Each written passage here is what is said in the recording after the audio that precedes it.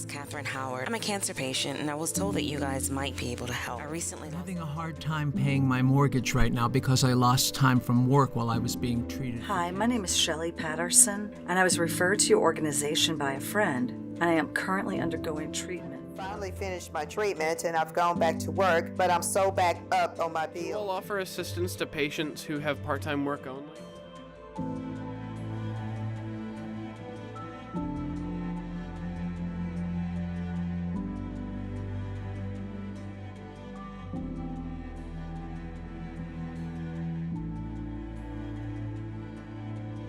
At the time I was enrolled in school, I was actually going to go to Southeastern.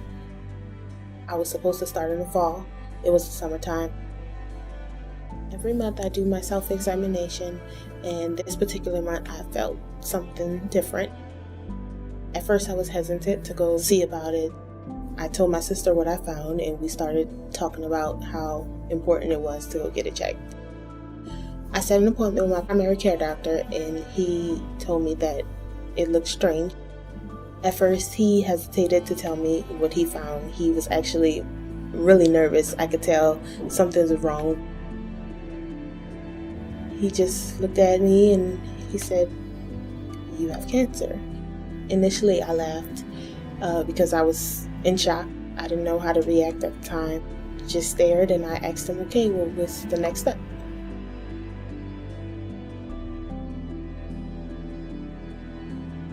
I'm 53 years old. I work here at Subway. It's a family-owned business. I'm married. I have 2 children, one who's just about to graduate college and a son who just graduated high school. I thought I was invincible. I had the big Superman on my chest. So I know it started to fade, but I didn't see it going away. And then one day somebody tells you you're not invincible and you could be dead in a year. Around Christmas time, I was nauseous and just feeling bad and tired for about 3 weeks. At the end of January, it had been going on so long, my wife and my sister made me go to the doctor. The diagnosis was cholangiocarcinoma. I guess it just changed me almost immediately. That's the size of it. It's thicker, but it's right here, and I didn't even know it. I knew I didn't feel good. I'd been tired, and I just thought I was getting old, but I didn't realize how tired I was,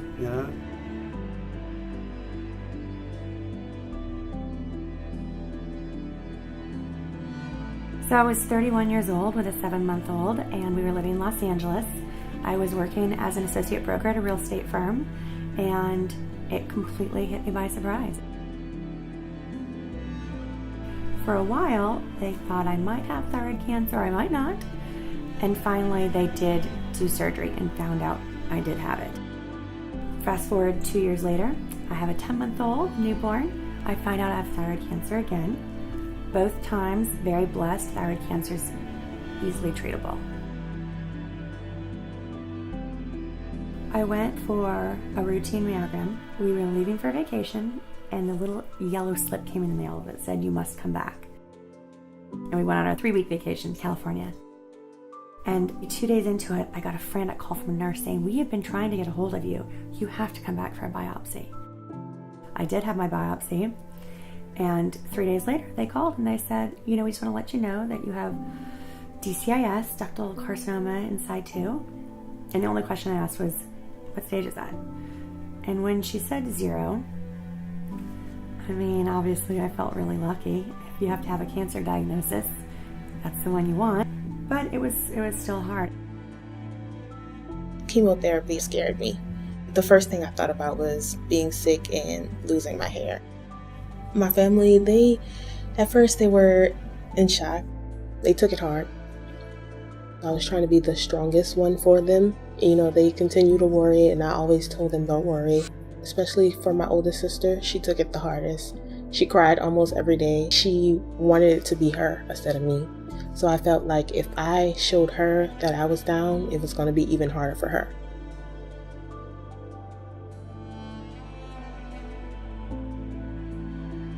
The worst thing is not knowing what's going to happen. I have 2 kids. One's about to venture from college into life, and my son's going to college. You want to be around.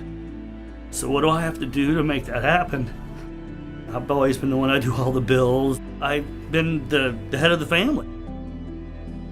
That's what you worry. Who's going to take care of my family? I came from a healthy family. All 4 grandparents lived to be between 85 and 92.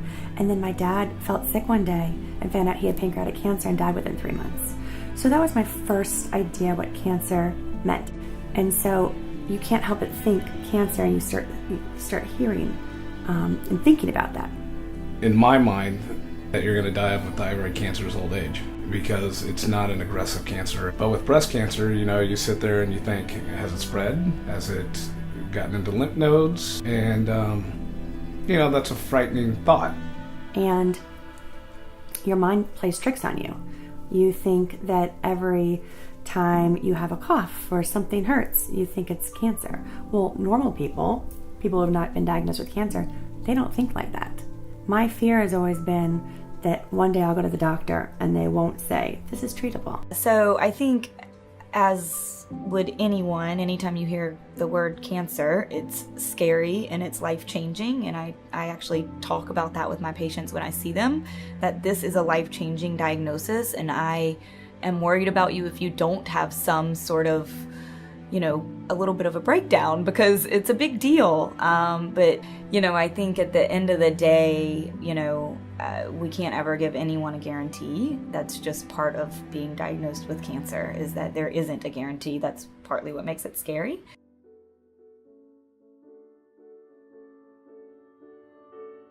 When I met Dr. Mackey, I knew things were real. She initially said hi, and then she sat down and literally started drawing and explaining to me what I had. It was coming through one ear, going out the other, because I couldn't imagine having to go through all of it. She explained to me that we're going to first go through chemotherapy, and then I was going to go get my double mastectomy, and after that I was going to go through radiation. Once I was diagnosed, I instantly called my insurance company. I received a letter in the mail, and it stated that I was denied, that my status was unproven, and basically at my age, it was impossible for me to have cancer. My family and I were all in shock. We couldn't believe it, and the first thing they were thinking about was, how are we going to pay for it? They all volunteered to work extra hours. If it meant that my parents had to work longer or my sisters had to help, it was going to get paid for. Rob and I started doing research. We stumbled across a few cancer organizations. It was a very difficult process. Till this day, I still haven't heard a response for some of them. The only other kind of assistance I was offered was for a clinical trial, and that was pretty much it.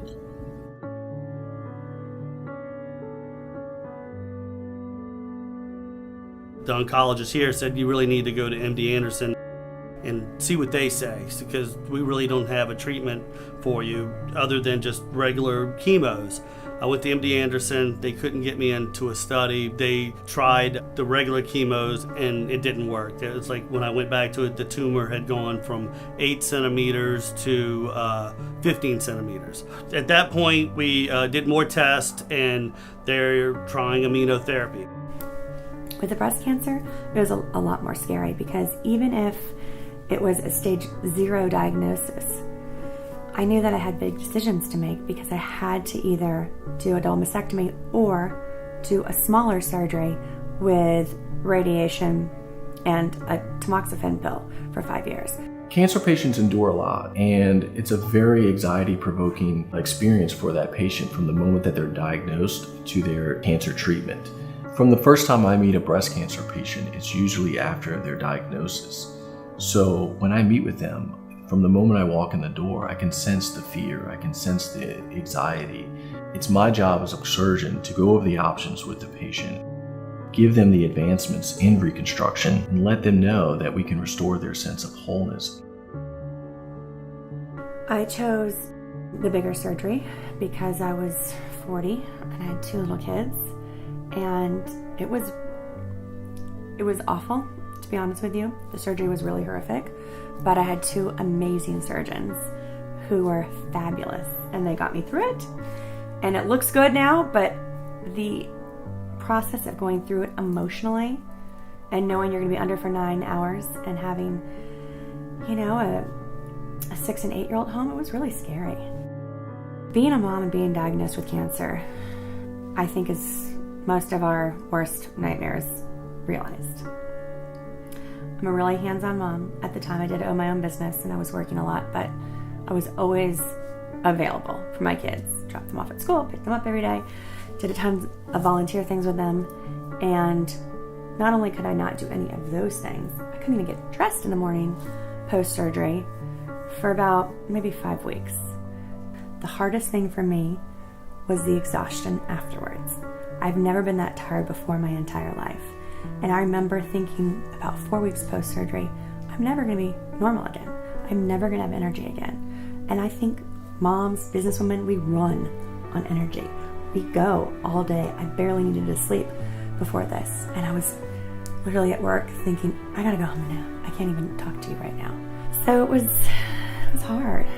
But at the same weekend when I had that first surgery, a woman I knew who was about 5 years younger than me died of breast cancer with 2 little girls. And I just remember sitting on my rocking chair with my mom because she nursed me back to health. And we just sat there bawling because we thought, wow, you know, this could have gone so differently.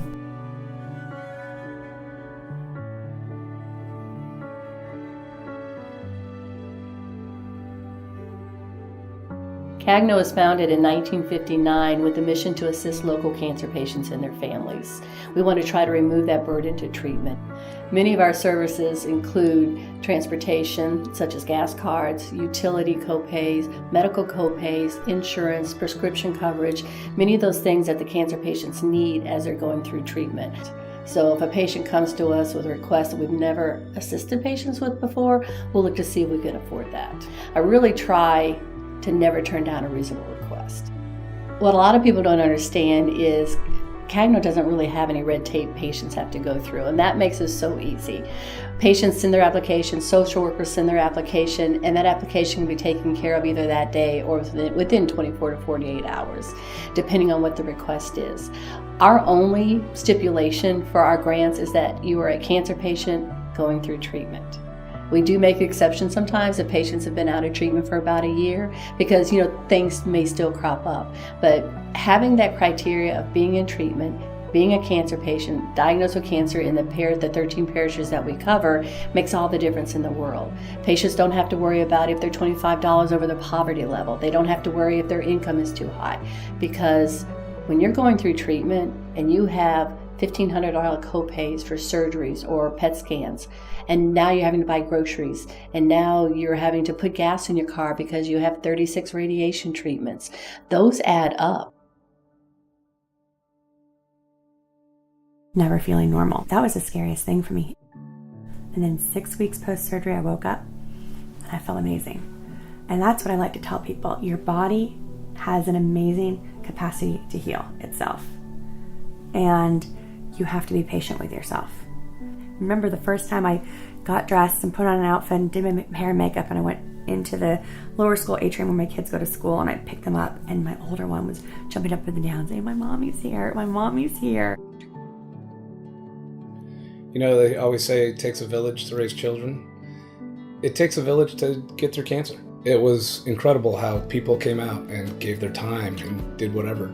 So I really wanted to be part of an organization that helps people in real time with real problems today. Not in months from now, but today. And I was asked to become a board member, and I was extremely honored because it is such a fabulous organization. It is so stressful managing all your doctor's appointments, even when you don't have to go through chemo and radiation. I can't imagine going through chemo, radiation, surgery, having children, not knowing how to pay rent, not knowing how to pay for groceries. That is a whole nother level of difficulty that people are experiencing every day in our city and all around the country. And it's something that CAGNO strives to fill a niche in those people's lives. Sometimes these people that apply don't have the support system that we were blessed with. And I think that's what CAGNO also does. It gives them a bit of relief to know that there's somebody on their side. I let Dr. Mackey know that my insurance was denied, so she immediately knew what to do. She stepped in right away, and the first thing she said was, okay, we're going to get you help. She told me about CAGNO, and she told me she was going to personally call and get that information out for me so we could get the ball rolling. Within 24 hours, I received a call from Tammy, and she told me who she was and that they were going to figure it out and try to help me. Within the next 2 days, she emailed me and told me, everything was going to work out and that they were going to help. I read the email 3 times just to make sure, what I was reading was true. It was just a weight lifted off all our shoulders. My mom said, look how God works. She said she prayed for it and we received something, and she knew something was coming.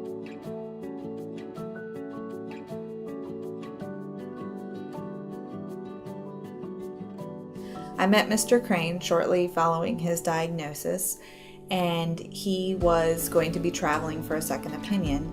And because things happened very quickly, that wasn't necessarily budgeted to travel. And luckily we were able to get gas cards from CAGNO to help him and to ease the burden of that journey a bit on he and his family. This was like when we were just finding out and going through some stuff, and we were going to be on our way to MD Anderson. She came in and she just took my information. She goes, look, we're going to try to get a hold of you and call you.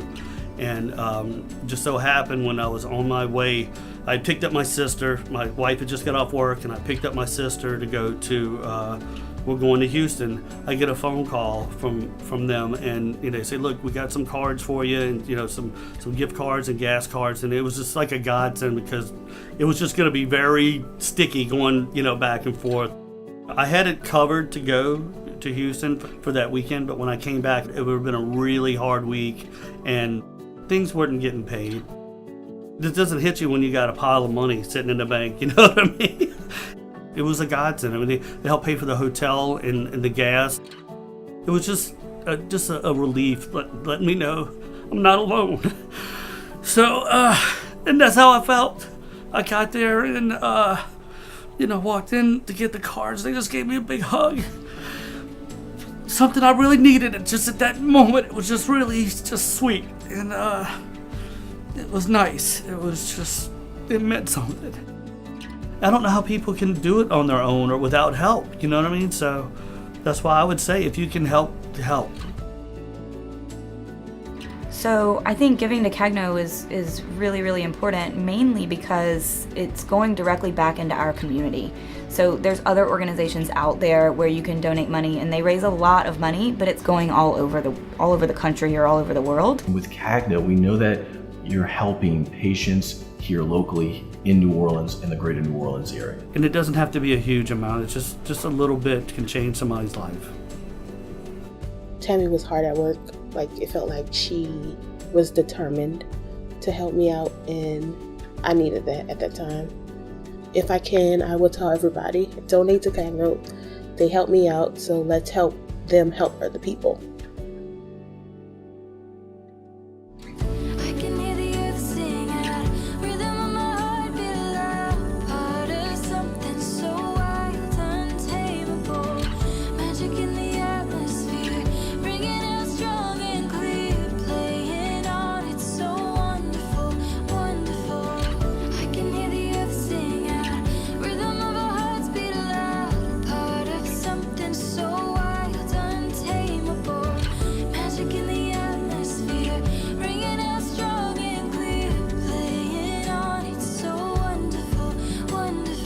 Good afternoon. My name is Jeanette Dubois, and I want to thank Miss Tammy and everybody else for being so great to me, and hopefully I'll get a chance to tell her in person. Have a blessed day. Bye-bye.